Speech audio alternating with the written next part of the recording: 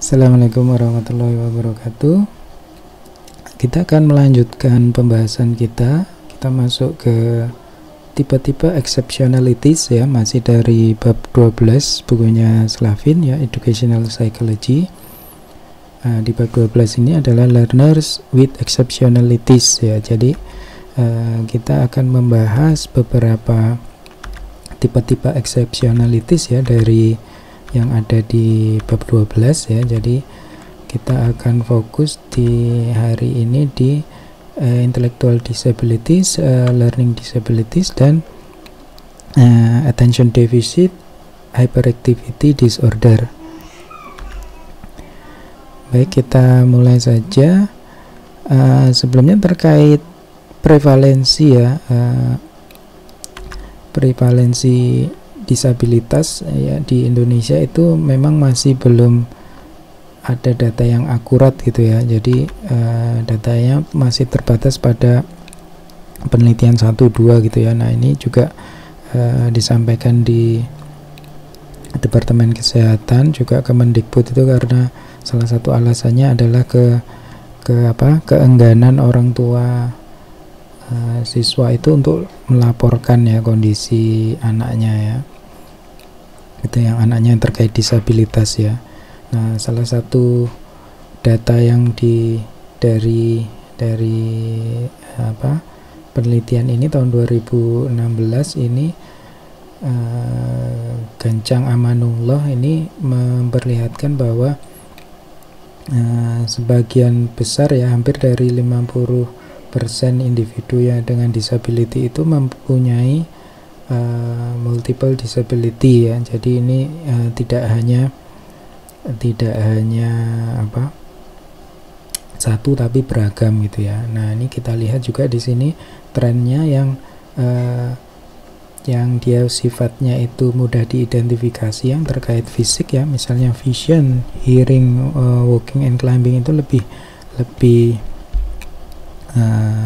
banyak gitu ya. Dan ini statistiknya biasanya lebih stabil ya dibanding yang asesmennya itu sulit gitu ya, sulit diidentifikasi ya, seperti gangguan emosi ya, juga gangguan kognitif ya. Nah, ini berikut beberapa statistik ya dari UNICEF ya, terkait angka disabilitas ya pada anak 7 sampai 18 tahun itu penyandang disabilitas itu ada kurang dari 1% sebenarnya ya, 0,8%, tapi ini karena karena populasinya banyak ya, jadi ini 0,8% aja itu sudah 460.000 anak gitu ya. Nah, kemudian kita lihat juga bahwa ini latar belakang umum ya anak penyandang disabilitas dari data Kemendikbud ya tahun 2018-2019 itu setengah anak dengan disabilitas itu berasal dari 40% rumah tangga termiskin gitu ya. Jadi ini populasi yang kurang beruntung gitu ya dalam sosioekonomi gitu ya. Nah, kemudian juga 43% ini didominasi oleh laki-laki dan 57% itu wanita. Nah, ini sementara pada ini berarti dominan pada wanita ya, walaupun pada kasus tertentu itu seperti ADHD ya, autism itu lebih banyak didominasi oleh pria gitu ya. Nah, juga bisa dilihat di sini jumlah ya pendidikan khusus ada 2.212 sekolah dengan variasi pada setiap levelnya gitu ya. Baik, kita lanjutkan. Kita masuk ke pembahasan yang pertama ya, intellectual disabilities. Individu dengan intellectual disabilities itu memiliki keterbatasan signifikan ya dalam fungsi intelektual dan perilaku adaptif ya. Ini Definisinya dari AAIDD itu American Association on Intellectual and Development Disabilities ya. Jadi mereka biasanya memiliki skor rendah ya pada tes intelijensi dan memiliki kesulitan dalam memenuhi standar kemandirian personal dan tanggung jawab sosial ya yang diharapkan pada usia tertentu. Nah, penyebab dari intellectual disabilities ini beragam ya, diantaranya ada keturunan ya, abnormalitas kromosom ya, ini seperti Down syndrome itu ya, penyakit yang diturunkan oleh ibu ke janin ya, ada waktu kehamilan ya dalam uterus ya, ini termasuk juga virus, bakteri ya seperti rubella ya, sifilis ya. Kemudian sindrom ketergantungan janin terhadap substans kimia ya, ini biasanya disebabkan oleh penggunaan alkohol ya atau kokain ya selama kehamilan. Kemudian kecelakaan ketika kehamilan yang menyebabkan kekurangan oksigen ya. Juga penyakit dan kecelakaan selama kanak-kanak ya, ini di trauma pada otak gitu ya, otak kepalanya terluka, terantuk atau terpukul atau jatuh gitu ya, encephalitis ya, atau disebut encephalitis. Juga keracunan, kontaminasi racun pada lingkungan ya, yang banyak itu timbal ya. Ini juga banyak di Indonesia ini ya, keracunan timbal di Jawa Barat itu banyak sekali ya.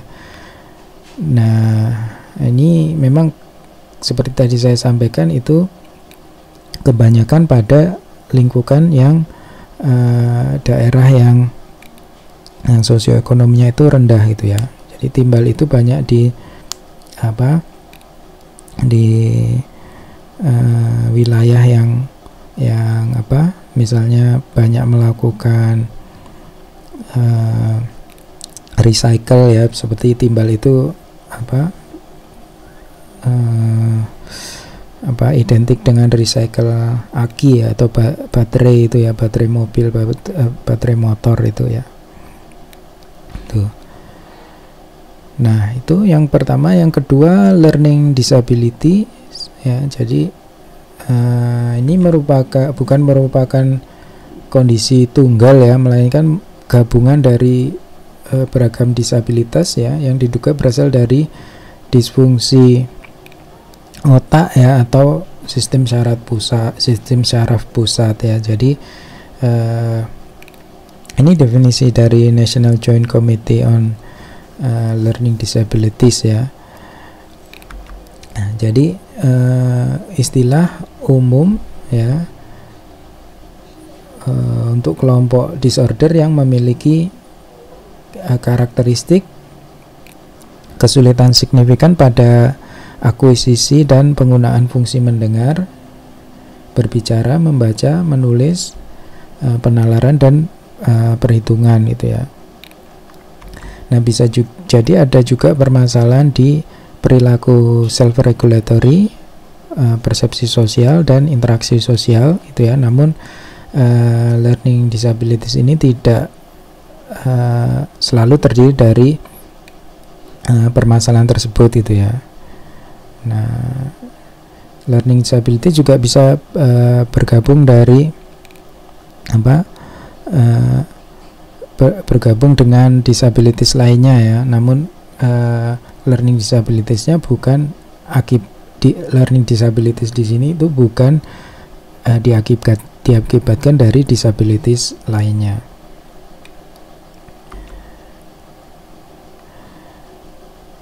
Nah, selanjutnya adalah karakteristik learning disabilities. Nah, identifikasinya seperti saya sampaikan tadi itu sangat beragam ya, terutama di Amerika itu sangat terkait dengan sekolah ya, dan juga negara bagian ya.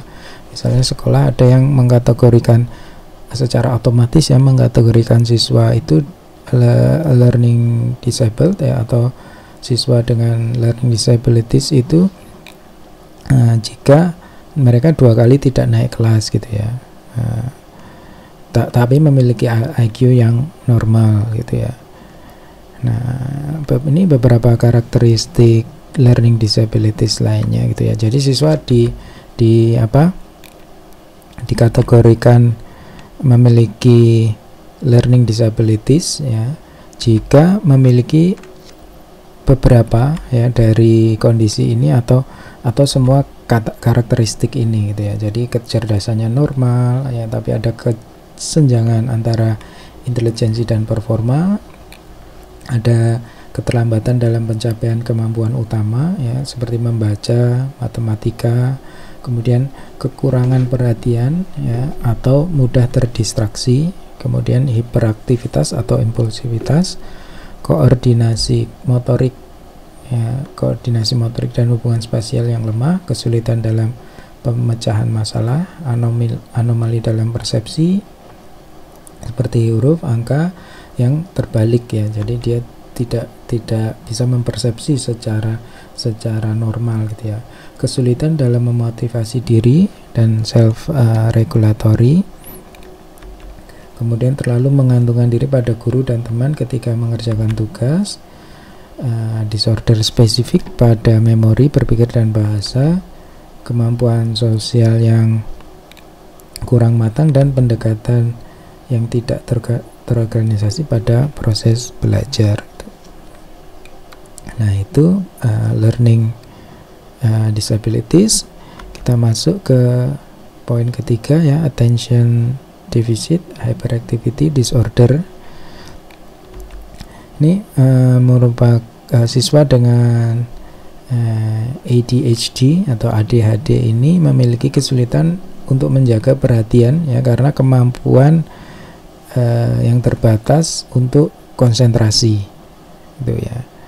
Nah, di sini termasuk tindakan yang impulsif ya, kurang atensi, juga kadang perilaku hyperaktif ya.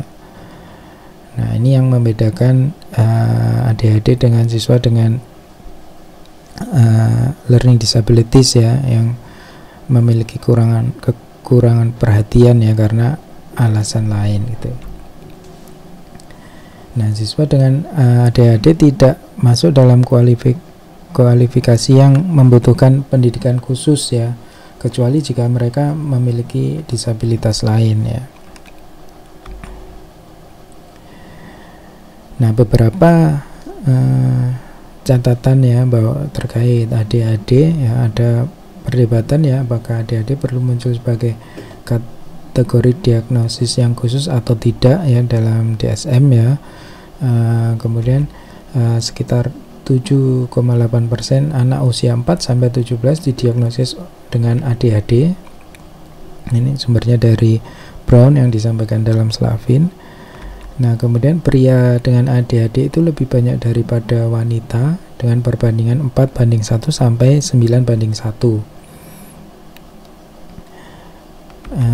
Kemudian anak dengan ADHD bisa impulsif, bertindak sebelum berpikir atau tanpa mempertimbangkan situasi dan sering tidak atentif ya, dan sulit duduk diam. Nah, pengobatan ADHD itu sangat beragam dan sangat mudah ya didapatkan gitu ya. Jadi seperti ada yang golongannya Adderall ya, kemudian golongannya Ritalin ya, itu banyak sekali ya, ada berapa belas ya, nggak mungkin sekarang sudah sampai berapa puluh ya, yang prinsipnya sebagian seperti Adderall itu kan sebenarnya amfetamin gitu ya. Kemudian Ritalin itu apa,